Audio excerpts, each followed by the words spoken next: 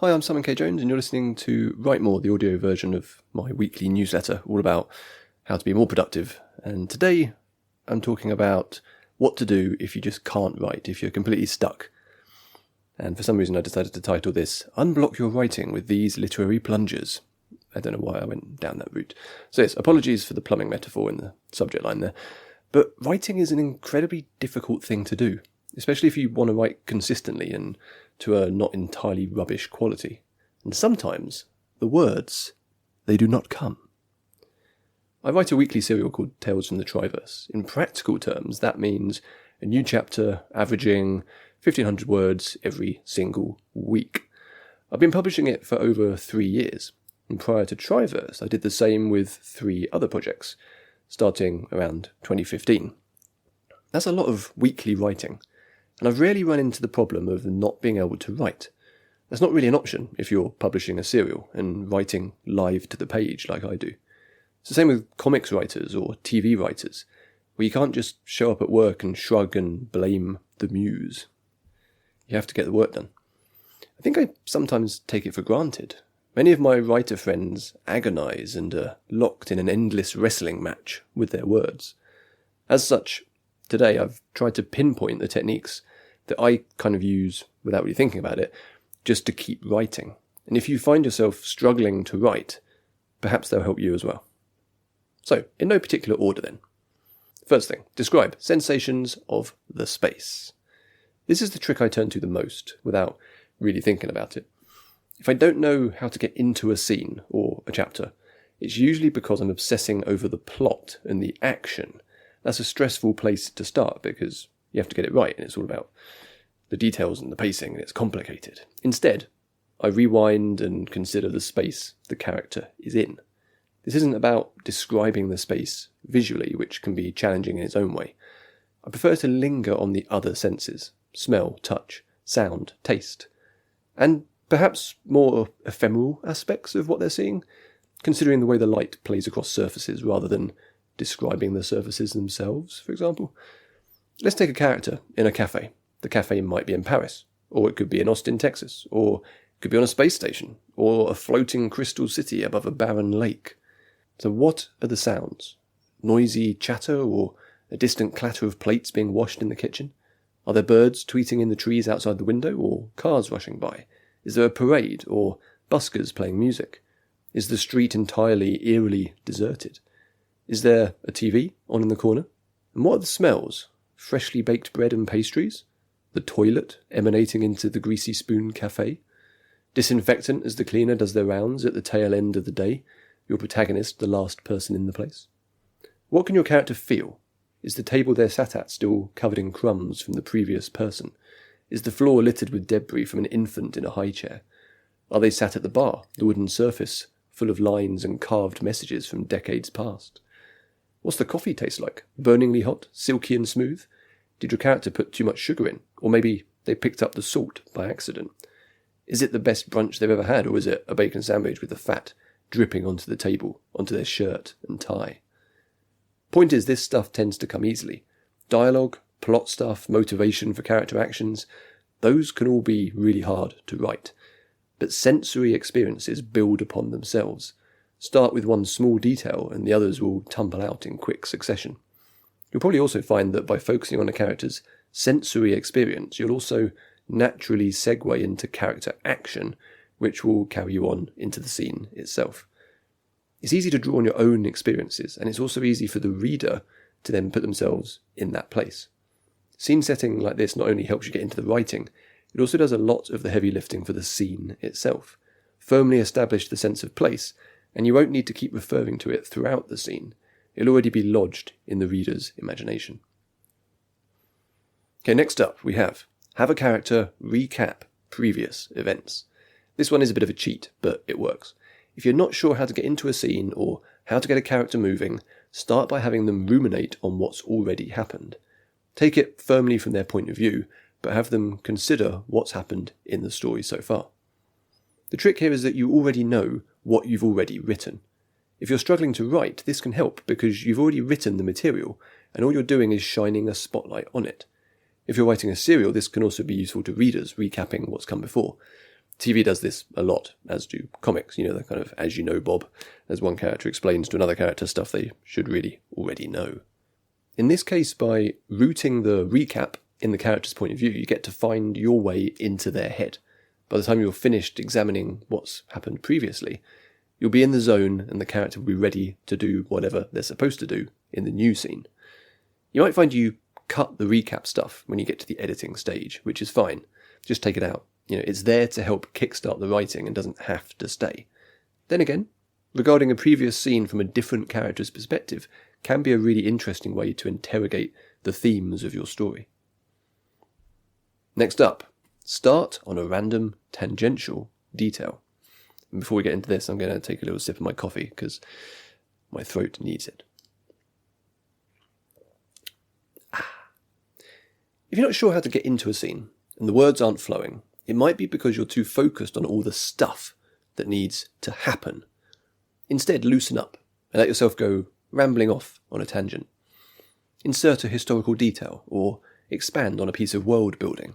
Tell an anecdote about something completely unrelated, or maybe something connected to the location, or a funny story the character overheard.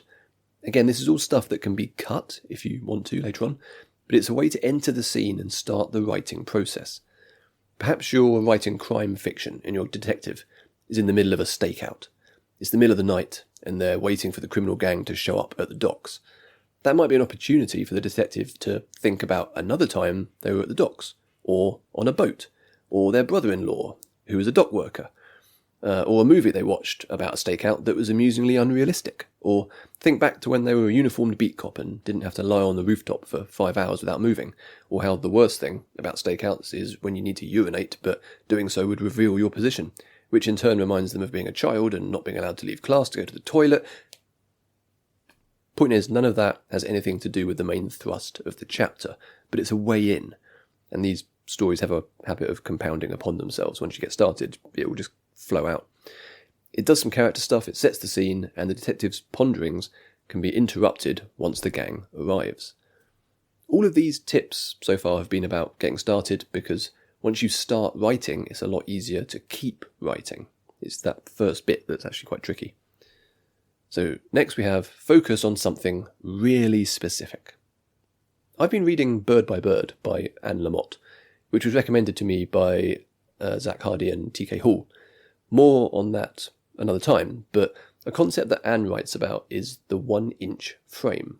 When you're stuck or feeling overwhelmed by the requirements of the chapter, you can try going really small and putting a little imaginary frame around what's in front of you. Don't try to describe the entire scene, the cafe mentioned earlier. Instead, stick your frame on it and describe what's within the frame, perhaps the specifics of the coffee cup, the rim of the cup still being dirty from previous use, the saucer being chipped on the corner, an odd watermark in red, a handle that feels like it's going to fall off. Small details which can come more easily than describing something larger in scope, but which still feed into the main scene. It's a handy technique when you're feeling overwhelmed, as it silences all the noise and zeroes in on something more manageable. Okay, next up, write something really mundane. And that doesn't sound particularly enticing, I know, but this can be really useful, especially, like me, if you're a genre writer. If you're writing about crime or spaceships or dragons or anything high concept and really intense, it can often help just to take a break from all the heightened drama, rewind a bit and write something very, very normal. Maybe have your characters go down the pub, or go to the corner shop, or sit on a park bench, eat some food at the market. Activities which are not directly related to the plot, in other words. It's a breather for you and for the reader. I think a lot of kind of big blockbuster type stories forget this, especially as they go along, as the action becomes more and more intense. You also get more and more distant from any semblance of reality or something you can connect to. Plus, depicting the mundane roots a story in a way that is essential. Ryan Coogler, the director of Black Panther, has talked about not quite believing in the fictional country of Wakanda until they filmed a scene in a market, with people buying and eating food and citizens just doing normal stuff. Those scenes had no bearing at all on the plot or the larger story, but they made the city feel real and gave the heightened superhero action more heft by linking it to a relatable situation and, normal people, not these kind of superhero iconic characters. Next up, change your writing tool. Okay, so we're moving on here into more practical ideas for when you're stuck. This is less about what you're writing and more about how you're writing it. If you always write on a computer, go grab a pen and paper. If you write freehand, try switching to a keyboard. Grab a typewriter if you can find one. Write on a cave wall, doesn't matter. By shifting our method of writing, we use different bits of our brain. I write almost all of my stuff on a computer using Scrivener, but when I have to work out a particularly tricky part of a story, or if I'm taking notes while in a meeting or something, I'll use a notepad and a pen or pencil. Don't just stare at the blank page / blank screen while feeling increasingly stressed. Change how you're doing the writing, and it might just refresh your brain. And talking of refreshing, the next tip is change your location. So on a similar theme, you can also try changing your writing location. If you always write in a particular room, but now find yourself unable to get the words down, try shifting to a different room. Or maybe go in the garden or find a nearby park. Take your laptop or notepad and go to your local cafe. A change of surroundings can have a big impact on your productivity. It's the room of one's own notion. Most of us aren't fortunate enough to have a dedicated space just for our writing. We're probably scrabbling about on the dining room table while the kids or housemates are bashing about around us. Or maybe we're writing on the same computer that we've spent all day on working the day job. If you're struggling with writing, you might come to associate your normal writing space with that struggle. You'll get a sense of dread simply from being in the physical place, so go elsewhere and be refreshed. Right, next we have work on other parts of the story. Sometimes the words are simply not there. Despite what I said earlier, that does sometimes happen to me. But that doesn't mean giving up altogether. If you really can't get actual manuscript words down, consider instead looking at other aspects of the project. Perhaps you can look at the upcoming plot details and add some more nuance or work out a plot hole that's been bothering you. You could take a look at your supporting characters and give them more background detail or secret motivations. You could research a particularly fun aspect of your world building. You could plan out what's going to happen in the next chapter, even if you don't actually write the chapter. Or look back at a section you've already written and do an editing pass. There's always something you could be doing to develop your fiction project. It might not increase the word count, but it will still be progress, and you'll come away feeling happy that you accomplished something. It might even just put you in a more positive mood to then do some actual new writing. Okay, so those are just some tips, things that I kind of have built into my process, I suppose, that enabled me to put something out every week and get something down on the page. And so far, touch wood, after over 10 years of doing this, it seems to still be working. Famous last words, if you don't hear from me ever again, then you'll know that this put me over the edge. But the idea, I think, is that this will hopefully help you just start getting some words down and maybe get over the hump that can sometimes be there when we sit down to attempt to be creative. So yeah, thanks for listening. You can always find more stuff like this over on the newsletter. Really appreciate anyone who can afford to take out a paid subscription, but entirely optional. Pretty much everything is available for free, at least at the time of publication. So yeah, find me at simonkjones.substack.com, and good luck with all the writing.